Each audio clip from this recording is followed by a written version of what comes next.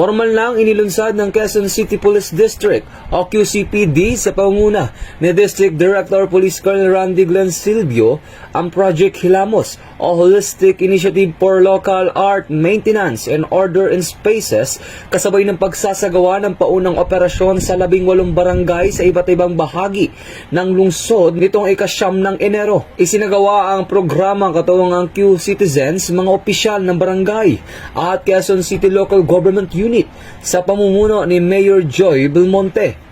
Layunin nitong panatiliin ang kaayusan at kalinisan sa mga pampublikong lugar, maiwasan ang vandalism, at isulong ang ligtas at walkable at child-friendly na kapaligiran. Sa kalaw ng unang yugto ng operasyon ng mga pangunahing kalsada, paaralan, park at pampublikong pasilidad sa Quezon City.